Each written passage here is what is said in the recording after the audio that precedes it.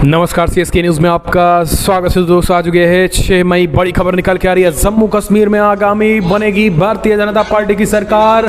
परिसीमन आयोग की रिपोर्ट को केंद्र सरकार ने दी मंजूरी। जम्मू कश्मीर में होगी 47 विधानसभा सीटें, तो जम्मू में होंगी 43 सीटें, कश्मीर में होंगी 47, टोटल 90 सीटें। ये बड़ी खबर निकल के आ रही है। तिल मिलाए फारूक और महबूबा का बड़ा ऐलान। दूसरी बड़ी अपडेट बताएंगे, करनाल में 4 आतंकी गिरफ्तार, भारी मात्रा में हथियार और विस्फोटक बरामद। खालिस्तान से जुड़े हैं ये, इनके तार खालिस्तानी संगठन के हैं ये आतंकवादी। तीसरी बड़ी अपडेट में बताएंगे दोस्तों, यूरोप से लौटते ही एक्शन में पीएम मोदी, हीट वेव और मानसून की तैयारियों पर की समीक्षा बैठक, दिए कड़े और बड़े निर्देश।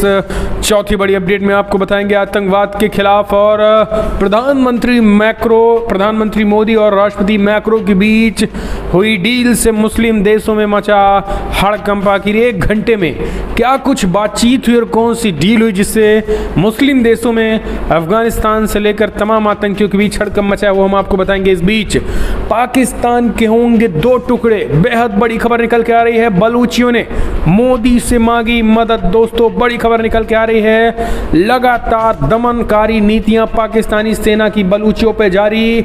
बलूचियों ने आज़ादी की मांग और तेज कर दी। कई जगहों पे बलूचिस्तान में हो रहे हैं प्रदर्शन, वो हम आपको बताएंगे। 2 टुकड़ों में बट सकता है पाकिस्तान, वो भी हम आपको बताएंगे।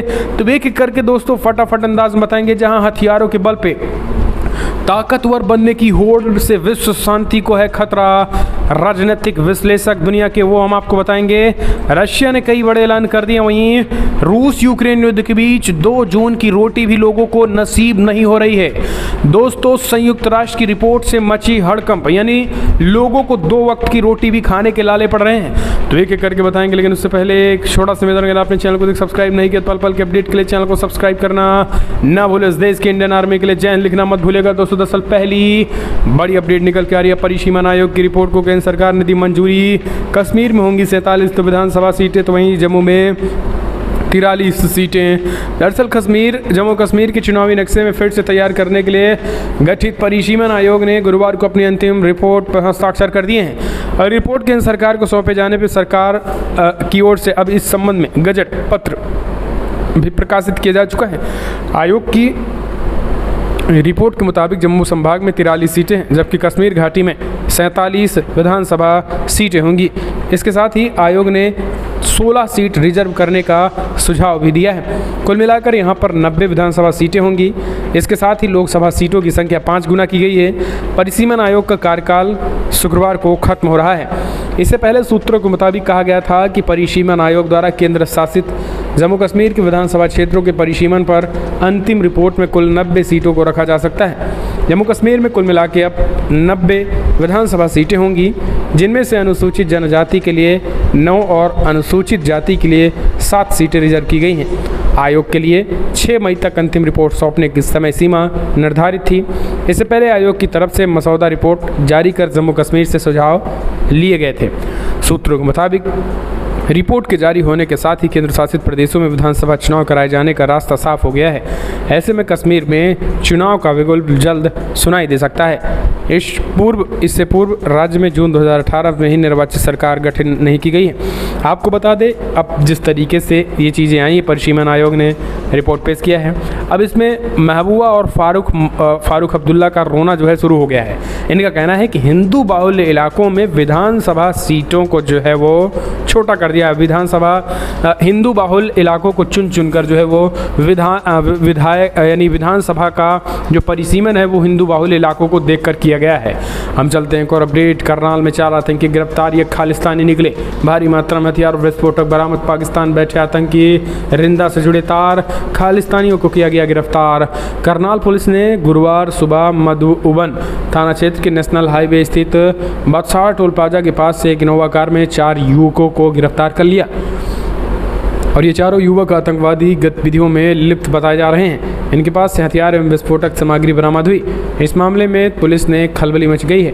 दरअसल खुफिया एजेंसी सक्रिय हो गई और बम निरोधक दस्ता एवं अन्य एजेंसियां जांच में जुट गई हैं। करनाल के पुलिस अधीक्षक गंगाराम पुनिया ने बताया है कि उन्हें एक गाड़ी में विस्फोटक सामग्री को ले जाए जाने की सूचना मिली थी, जिस पर तत्काल कार्रवाई करते हुए उन्होंने मधुबन थाना पुलिस और 112 की 3 गाड़ियों को लगातार इनोवा कार को रोका और इनमें 4 युवकों को पकड़ लिया गया। तलाशी में आतंकियों के पास से 3 आईईडी, 1 देसी पिस्टल, 31 कारतूस, 1,30,000 रुपये की नकदी और 6 मोबाइल फ़ोन बरामद किए गए हैं। हम चलते हैं और अपडेट लेते हैं दोस्तों। बड़ी खबर निकल के आ रही है। यूरोप से लौटते ही action PM Modi, heat wave और मानसून की तैयारियों पर की समीक्षा बैठक। यूरोप की 3 देशों की यात्रा से वापस लौटे प्रधानमंत्री मोदी वापस काम में लग गए हैं। गुरुवार को उन्होंने हीट वेव प्रबंधन और मानसून की तैयारियों की समीक्षा के लिए एक बैठक की अध्यक्षता की। आपको बता दें, देश के कई हिस्सों में पारा तेजी के साथ बढ़ा हुआ है।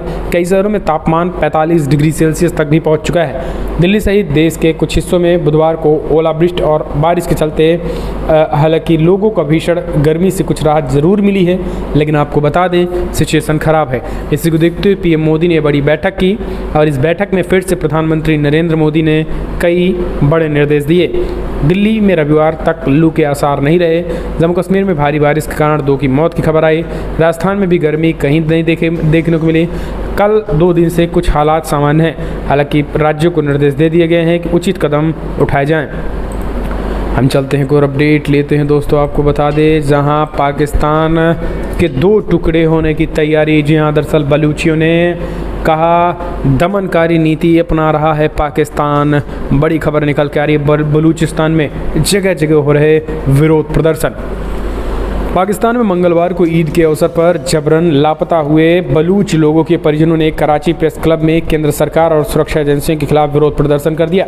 इन लोगों ने अपनी प्रियजनों की सुरक्षित रिहाई की मांग कर डाली है। कार्रवाई सैमी बलूच के नेतृत्व में किए गए इन विरोध प्रदर्शन में प्रदर्शनकारियों ने कहा है कि उनके लोगों को पाकिस्तानी सुरक्षा एजेंसियों ने जबरन उठा लिया था। आज तक इन लोगों के बारे में बार बार पूछे जाने पर भी सरकार की तरफ से कोई जानकारी नहीं दी गई है। इन लोगों का कहना था कि उन्हें अपने प्रियजन की काफ़ी चिंता है और वो उन्हें देखने के लिए व्याकुल हैं। तो दोस्तों आपको बता दें, सेमी बलूच ने इस मौके पर मानवाधिकार संगठन और मीडिया को की ये कहते हुए कड़ी आलोचना करते हुए कहा कि उन्होंने इस विरोध प्रदर्शन में भाग नहीं लिया। आपको बता दें, इस बीच बड़ी खबर निकल के आई है। पाकिस्तान की मौजूदा सरकार पर बलूचिस्तान लगातार बढ़े। जब से चीनियों पर हमला किया गया है, सेना जो है वो बलूचियों पर हमलावर है और बड़े पैमाने पे कई बलूचियों को उठा लिया गया है। राजनीतिक तौर पे जो विरोध जता रहे हैं पाकिस्तान का, उनको अपहरण कर लिया गया और सेना ने उन्हें कहीं न कहीं तरीके से उठा लिया गया है। इसी को देखते हुए कई बलूच नेताओं ने प्रधानमंत्री मोदी से मदद मांगी है। उनका कहना है कि प्रधानमंत्री मोदी जो है बलूचियों को आज़ाद कराएं और एक नए बलूचिस्तान की वो लगातार मांग कर रहे हैं। तो दोस्तों, पाकिस्तान के 2 टुकड़े आगामी समय में होना यह निश्चित है। हम चलते हैं और अपडेट लेते हैं दोस्तों। बड़ी खबर, प्रधानमंत्री मोदी और मैक्रो के बीच आखिर 1 घंटे में कौन सी ऐसी डील हुई जिससे मुस्लिम देशों में हड़कंप मच गया है। दरअसल आपको बता दें, भारत हो या फिर फ्रांस हो, इनमें एक चीज़ कॉमन है, वो ये है इस्लामिक टेररिज्म से पीड़ित, यानी आतंकवाद से पीड़ित ये दोनों देश हैं और कभी न कभी आतंकी हमला दोनों देशों पे होता रहा है। भारत भी आतंकवाद के मुद्दे पे प्रधानमंत्री मोदी जो है पूरी दुनिया में आतंकवाद का मुद्दा उठाते रहे हैं और फ्रांस भी जो है आतंकवाद से पीड़ित रहा है। यही कारण है कि आतंकवाद के मुद्दे पे बातचीत ना हो, ऐसा हो ही नहीं सकता है। फ्रांस के राष्ट्रपति इमैनुअल मैक्रो और प्रधानमंत्री मोदी के बीच आतंकवाद, इस्लामिक टेररिज्म पे चर्चा हुई है। इतना ही नहीं, आपको बता दें, अफगानिस्तान में जो हालात वर्तमान में पैदा हुए हैं, महिलाओं को कुचला जा रहा है, इसके साथ ही कर्मचारियों को अपहरण करके हत्याएं की जा रही हैं, महिलाओं के मानवाधिकारों के हनन हो रहे हैं। अफगानिस्तान में तालिबान के शासन में जिस तरीके से आतंकी गतिविधियां फल फूल रही हैं, पाकिस्तान में जो आतंकवादी फल फूल रहे हैं, दुनिया भर में जो आतंकवाद बढ़ रहे हैं, उस पर फ्रांस और भारत पीएम मोदी दोनों ने चिंता जताई है और उसके खिलाफ तत्काल एक्शन, संयुक्त एक्शन की एक प्लान तैयार किया है। इतना ही नहीं, आपको बता दें, अफगानिस्तान में तालिबान सरकार को लेकर भी चर्चा की गई है, जहां जलवायु परिवर्तन समेत रक्षा क्षेत्रों में पार्टनरशिप की बात की गई है। तो वहीं बढ़ते आतंकवाद और इस्लामिक कट्टरता जो फैल रही है, उस पर भी लगाम लगाने की तैयारियों पर भी बातचीत हुई है। आपको बता दें, फ्रांस में नए नवेले राष्ट्रपति बने, यानी इससे पहले भी थे लेकिन दोबारा सत्ता में फिर से वो चुने गए हैं। आपको बता दें इमैनुअल मैक्रों जो है वो अपनी कट्टरता की वजह से जाने जाते हैं और उन्होंने बाकायदा कट्टरता के लिए, जो इस्लामिक टेररिज्म उसको कुचलने के लिए फ्रांस में जो मस्जिदें हैं, जो मदरसे हैं, उनको बैन करने की बात वहाँ पे हुई है। और कई मस्जिदों से जहाँ पे कई मदरसों पे जहाँ कट्टर इस्लामिक शिक्षा दी जाती थी उसको बंद कर दिया गया है।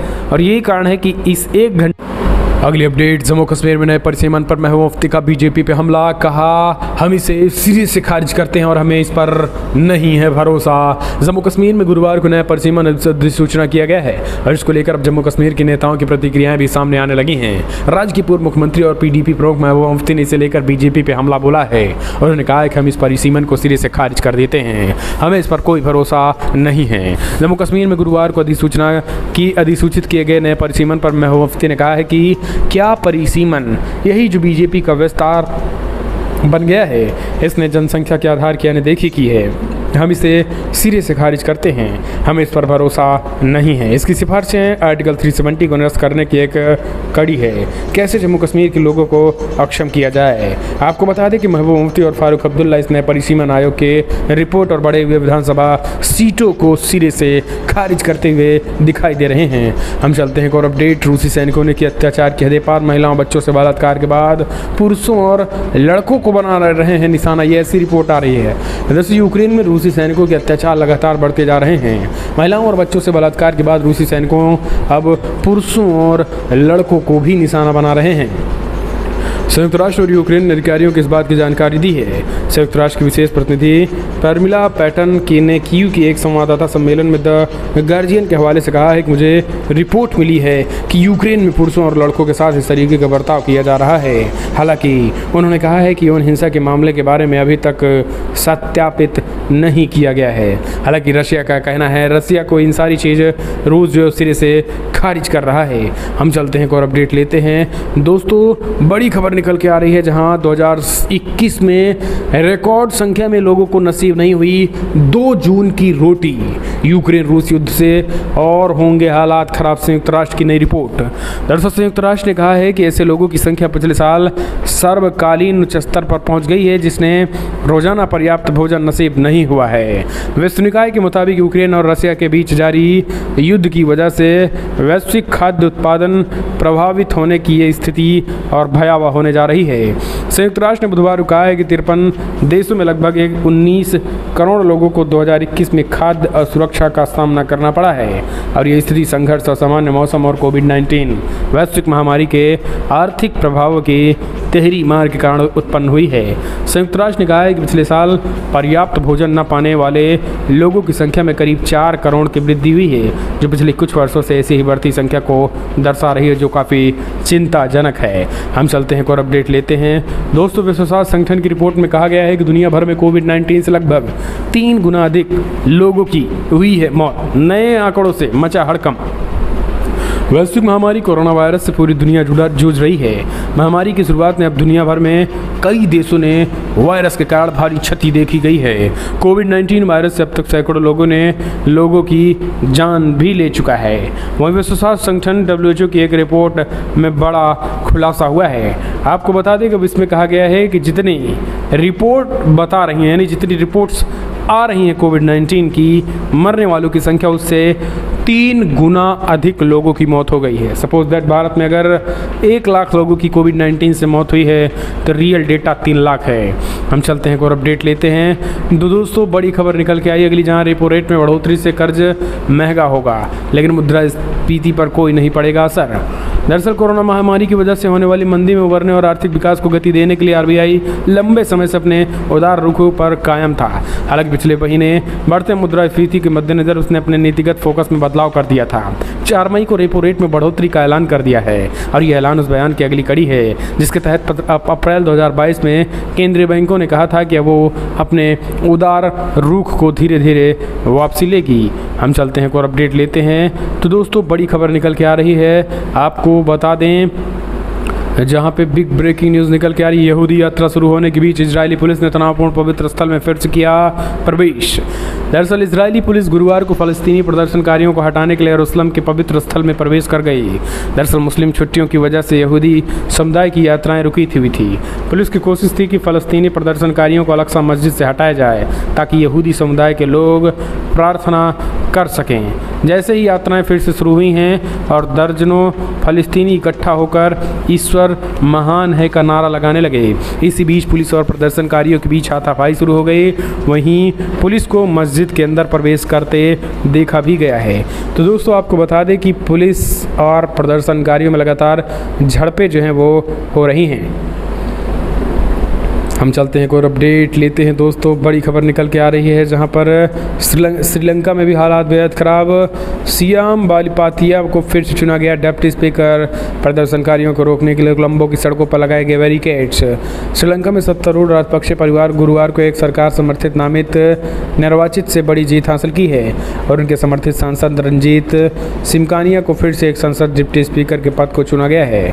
आपको बता दें जोरदार विरोध हुआ है और विरोध को लेकर सड़कों पर लोग उतर आए हैं। विरोध लगातार जारी है, विरोध के सुर बढ़ रहे हैं। हम चलते हैं एक और अपडेट लेते हैं। पाकिस्तान के आतंकी हमलों में आया उछाल। मार्च की तुलना में अप्रैल में 24% देखी गई वृद्धि। लगातार आतंकी हमलों से दहल रहा है पाकिस्तान। दरअसल आपको बता दें पाकिस्तान ने मार्च 2022 की तुलना में अप्रैल के महीने में आतंकवादी हमलों की संख्या में 24% की वृद्धि देखी गई है। इन हमलों में अधिकांश हमले federal administration tribal area FATA में हो रहे हैं और इसके बाद से खैबर पख्तूनवा KPO बलूचिस्तान है। दरअसल Pakistan institute for conflict and security studies द्वारा ताज़ा आंकड़े के मुताबिक अप्रैल के महीने में ही कुल 34 आतंकवादी हमले किए गए हैं जिनमें से 55 लोग मारे गए हैं। हम चलते हैं एक और अपडेट लेते हैं दोस्तों। कोरोना की लहर खत्म होते ही लागू करेंगे CAA। TMC फैला रही अफवाहें। गृह मंत्री अमित शाह का नया और बड़ा ऐलान। पश्चिम बंगाल के सिलीगुड़ी में रैली को संबोधित करते हुए केंद्रीय गृह मंत्री अमित शाह ने बंगाल के CM ममता बनर्जी पर हमला बोलते हुए कहा है कि TMC CAA के बारे में अफवाह फैला रही है। इसे ज़मीन पर लागू नहीं किया जाएगा, लेकिन मैं कहना चाहता हूं कि CAA को ज़मीन पर लागू करेंगे। जैसे ही कोविड की लहर समाप्त होगी ममता दीदी घुसपैठ चाहती हैं। CAA था और वास्तविक होगी। केंद्रीय गृह मंत्री ने कहा है कि चुनाव के बाद जहां जो हिंसा हुई थी उसके बाद मानवाधिकार आयोग ने कहा है कि बंगाल में कानून का राज नहीं है बल्कि यहाँ जो सत्ता में है उनकी इच्छा का राज है और यहाँ 101 लोगों की हत्या कर दी गई। 1829 लोग घायल हुए हैं। हालात यहाँ ख़राब कर दिए गए हैं। ममता बनर्जी को इसकी चिंता नहीं है। तो दोस्तों CAA लाने का गृह मंत्री अमित शाह ने ताबड़तोड़ ऐलान कर दिया और कहा ममता दीदी आपकी राजनीति को भी हम ख़त्म कर देंगे अगर CAA के बीच में अगर आप आई तो। हम चलते हैं एक और अपडेट लेते हैं। तो दोस्तों बड़ी खबर निकल के आ रही है एक और आपको बता दें जहां मुख्यमंत्री योगी आदित्यनाथ का बुलडोज़र लगातार उत्तर प्रदेश में जारी है। बाबा का बुलडोज़र बहुजन समाज पार्टी के पूर्व विधायक पर भी चल गया है। आपको बता दें मुख्यमंत्री योगी आदित्यनाथ का बुलडोज़र ताबड़तोड़ तरीके से चल रहा है। दरअसल आपको बता दें उत्तर प्रदेश में बाबा का बुलडोज़र गरज रहा है और अपराधियों के साथ साथ उन लोगों पर जो अवैध संपत्ति पर कहीं ना कहीं तरीके से कब्जा किए हुए हैं।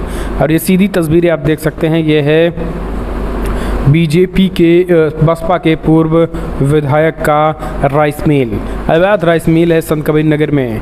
आपको बता दें पूर्व विधायक ताबिश खान के राइस मिल बुलडोजर चला है। शिकायत के बाद प्रशासन ने कार्रवाई की है। बकरिया थाना के राजडीह गांव का पूरा मामला बताया जा रहा है। दरअसल पूर्व विधायक BSP विधायक पिछले 4 घंटे से यहाँ पे कार्रवाई और आपको बता दें 10 घंटे तक इनके मकानों को बुलडोज किया गया है। मुख्यमंत्री योगी आदित्यनाथ का एक्शन और ताबड़तोड़ एक्शन लगातार जारी है। अपराधियों को शिकंजा कसा जा रहा है और बाबा का बुलडोज़र पूरी स्पीड से दौड़ रहा है। ये बड़ी खबर निकल के आई है।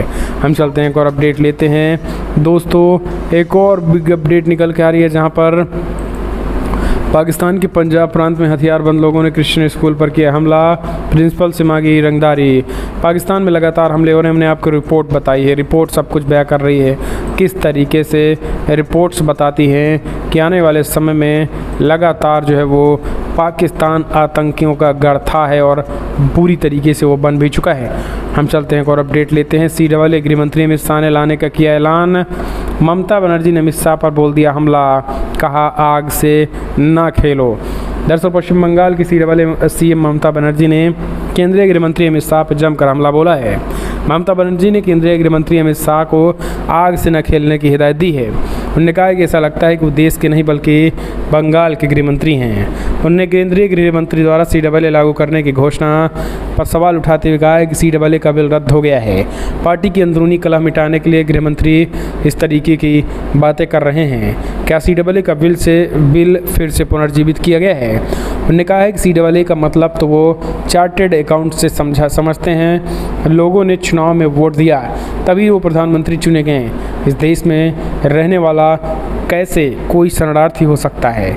इस देश में रहने वाला सभी इस देश के नागरिक हैं। तो ये चीज़ें जो हैं वो ममता बनर्जी ने आग से ना खेलने की हिदायत दी है। फिलहाल बड़ी खबरों में इतना ही। पल पल के अपडेट के लिए चैनल को सब्सक्राइब करना ना भूलें। इस देश की इंडियन आर्मी के लिए जय हिंद लिखना मत भूलेगा दोस्तों।